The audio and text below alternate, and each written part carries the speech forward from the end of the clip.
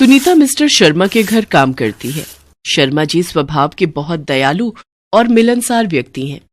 शुक्रिया साहब, आपने मेरे दीपक का एडमिशन इतने बड़े स्कूल में करवा दिया। आपका मुझ गरीब पर बहुत बड़ा एहसान है।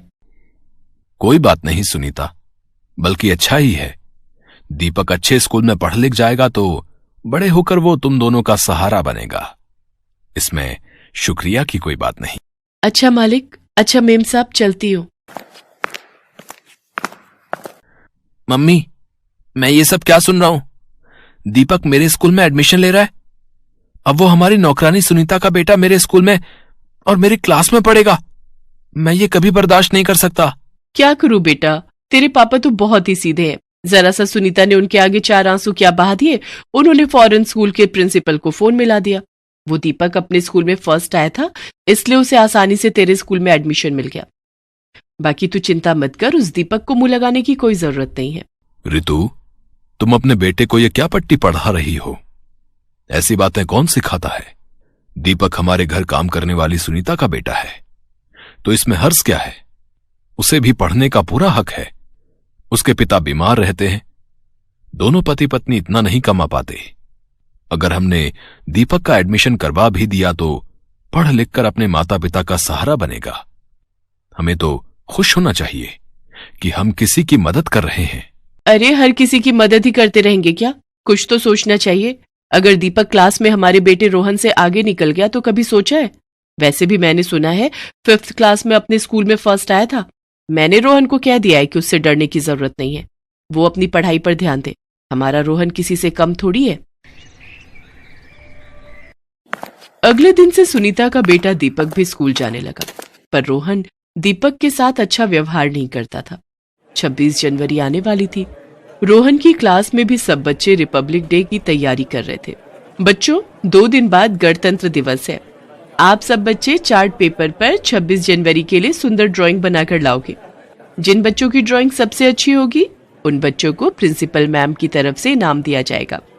इसलिए आप सब पूरी मेहनत के साथ ड्राइंग बनाने की तैयारी शुरू कर दीजिए। देखना पीयूष, सबसे सुंदर ड्राइंग मैं ही बनाकर लाऊंगा। ओए दीपक, सुन, एडमिशन तो तूने मेरी क्लास में ले लिया, पर याद रख, तू मेरे से आगे इस स्कूल में नहीं बढ़ सकता। पहले वाले स्कूल में तो तू फर्स्ट आ गया, पर यहां हर चीज में सिर्फ रोहन फर्स्ट आता है। कोई बात नहीं रोहन, अगर तुम जीते तब भी मुझे इतनी खुशी होगी जितनी मुझे अपने जीतने पर होगी। यार रोहन, तू इस दीपक से इतना चिढ़ता क्यों है? ये तो तेरे से बहुत अच्छे से बात करता है। तू जानता भी है ये मेरे घर काम करने वाली नौकरानी का बेटा है। ये लोग बहुत गरीब हैं, इतने फटे हुए कपड़े पहनते हैं, इतने पुराने से टूटे हुए घर में रहते हैं ये लोग। एक दिन इसकी मम्मी काम पर नहीं आई थी तो मैं मम्मी के साथ देखने गया था।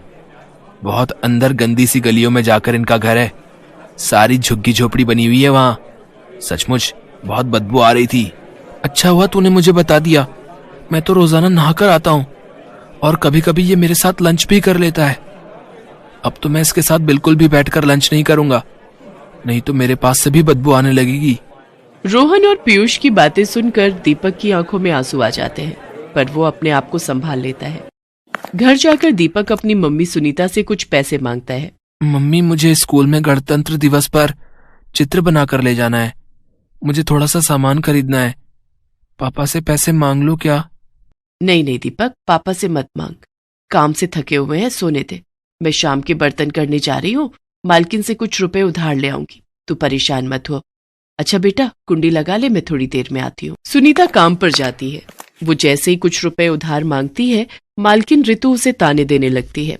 ये ले पकड़, पूरे 100 रुपए हैं, इस महीने की तनख्वाह में से काट लूंगी। और हाँ, जो स्कूल फीस के पैसे जमा करवाए थे वो भी इस महीने से तनख्वाह में से काटने शुरू कर रही हूँ।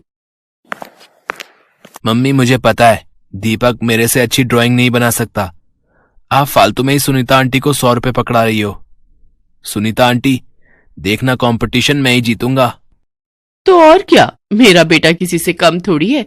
इतनी बढ़िया जगह से ड्राइंग सिखाई है मैंने अपने बेटे को। बहुत अच्छी ड्राइंग करता है मेरा रोहन। सुनीता रोहन की बातों पर मुस्कुरा देती है और 100 रुपए लेकर घर लौट आती है।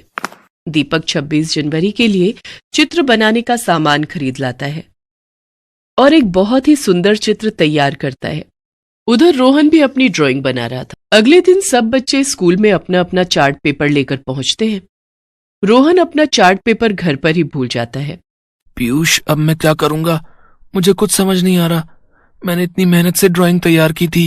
हाँ, चल अच्छा हुआ तो चार्ट पेपर घर पे भूल आया। अब इस ड्राइंग कंपटीशन को मैं ही जीतने वाला हूँ। ये देख, मैंने कितना सुंदर रिपब्लिक डे का चित्र बनाया है। अच्छा, मैं तो हॉल में जा रहा हूँ। अब तू क्या करेगा आकर? तू यहीं क्लास में बैठा रहे। रोहन और जोर जोर से रोने लगता है। तभी दीपक उसके पास आता है। रोहन, ये लो, तुम मेरी ड्राइंग स्टेज पर दिखा दो। किसी को कुछ पता नहीं चलेगा। मैं जानता हूं तुम्हारा बहुत मन था कि तुम इस कंपटीशन में भाग लो, इसलिए तुम मेरी ड्राइंग शीट दिखाकर इस कंपटीशन में भाग ले सकते हो।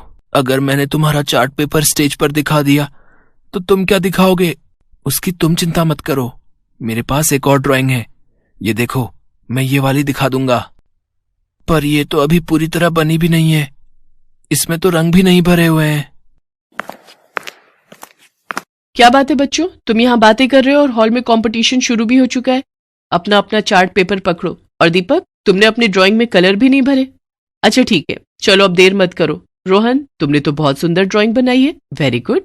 चलो अब दोनों हॉल में जाओ। आज सभी बच्चों में फर्स्ट नंबर पर रोहन की ड्राइंग आई है। सब बच्चे रोहन के फर्स्ट आने पर जोरदार ताली बजाएंगे।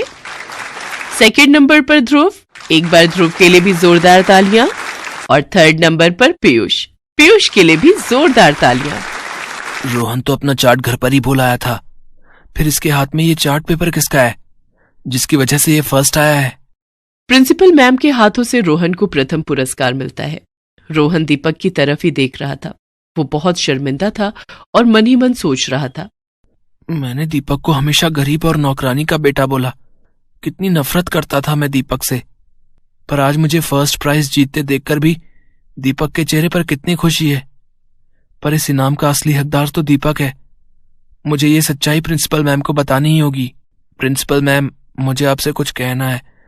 इस इनाम का असली हकदार मैं नहीं बल्कि दीपक है। आप ये प्राइज उसको दे दीजिए मैम।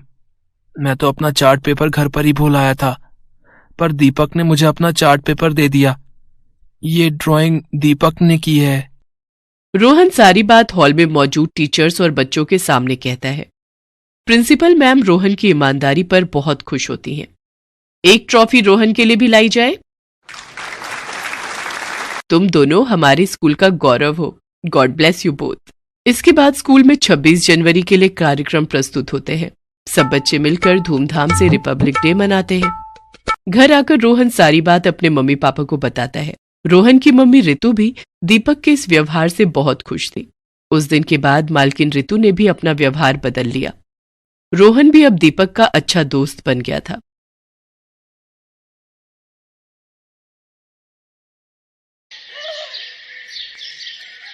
स्वाति एक बहुत ही सीधी सादी प्यारी सी लड़की थी। वो 5वीं कक्षा में पढ़ती थी। सबसे प्यार से बात करना, सबका सम्मान करना, इतना अच्छा स्वभाव होते हुए भी स्वाति से उसकी क्लास में कोई अच्छे से बात नहीं करता था, क्योंकि स्वाति का रंग काला था। उसके काले रंग की वजह से ही उसे स्कूल में कई बार नफरत का पात्र बनना पड़ता था। स्वाति, लाइन में पीछे लग, आगे लगेगी तो मैम तुझे गुस्सा करेंगी। पर मैंने पूरा पाठ याद किया है, पीछे खड़ी हुई तो मैं किसी को नजर नहीं आऊंगी। तू तो सबसे पहले नजर आती है, पर हमें पता है टीचर जी तुझसे कोई भी प्रश्न पूछेंगी ही नहीं। तू तो काली है काली, इसलिए तुझे कोई पसंद नहीं करता। चल जा पीछे खड़ी हो, वरना टीचर जी हमें डांटेंगी। स्वाति के साथ अक्सर ऐसा होता रहता था, जिस कारण वो बहुत दुखी होती थी। उसे स्कूल में होने वाले किसी भी समारोह में सबसे पीछे खड़ा होना पड़ता था। 15 अगस्त आने वाला था और स्कूल के सभी बच्चे 15 अगस्त में स्टेज पर होने वाले कार्यक्रम में भाग ले रहे थे। स्वाति का भी मन था वो 15 अगस्त के समारोह में भाग ले। स्वाति घबराती हुई अपनी टीचर के पास जाती है। मैम, कल जो 15 अगस्त के लिए 15 अगस्त के लिए। अब आगे भी बोलेगी या यूं ही मेरा टाइम खराब करती रहोगी? दिख नहीं रहा मैं कल के समारोह के लिए बच्चों की तैयारी करवा रही हूँ? मैम, कल मुझे भी डांस ग्रुप में भाग लेना है। डांस के बच्चे पूरे हो चुके हैं, अब तुम इस ग्रुप में नहीं आ सकती। सॉरी। और वैसे भी मुझे इस डांस में सुंदर सुंदर लड़कियों को लेना था। तुम इन सब से बिल्कुल अलग लगोगी। स्वाति उदास मन से अपनी सीट पर जाकर बैठ जाती है। स्वाति घर जाती है और अपनी माँ से सारी बात कहती है। माँ, मैं काली क्यों हूँ? इस काले रंग की वजह से स्कूल में मैं हमेशा पीछे रह जाती हूँ। मेरे से कोई भी बात नहीं करता और कल 15 अगस्त के लिए मुझे डांस में भी नहीं चुना। माँ, मुझे बिल्कुल भी अच्छा नहीं लगता। सब मेरे को नफरत भरी नजरों से देखते हैं। अरे मेरी गुड़िया रानी, तू इतनी उदास क्यों होती है? तुझे पता है कान्हा जी भी सांवले थे, लोग उन्हें भी काला बोलते थे, पर उन्होंने कभी भी किसी की बात का बुरा नहीं माना। उन्होंने दुनिया के लिए बहुत अच्छे काम किए, इसीलिए तो वे भगवान कहलाए। और जब भगवान को अपने रंग से कभी निराशा नहीं हुई तो तुम क्यों करती हो? तुम्हें इसी रंग को अपना हथियार बनाना चाहिए और हमेशा जीवन में अच्छे काम करने चाहिए। व्यक्ति की पहचान उसके रंग रूप से नहीं होती, उसके अच्छे व्यक्तित्व से होती है। इसलिए कभी भी अपने रंग को लेकर निराश नहीं होना। स्वाति अपनी माँ की बात को समझ जाती है और अगले दिन वो खुशी खुशी स्कूल पहुंचती है। 15 अगस्त का प्रोग्राम स्कूल की छत पर किया जा रहा था। प्रिंसिपल मैम प्रोग्राम में भाग लेने वाले बच्चे, टीचर सब आ चुके थे। कुछ ही देर में चीफ गेस्ट आने वाले थे। देशभक्ति गीतों से पूरा स्कूल गूंज रहा था। अलग अलग कक्षा के बच्चे 15 अगस्त पर निबंध बोल रहे थे। स्वाति भी 15 अगस्त पर कुछ लाइनें तैयार करके लाई थी।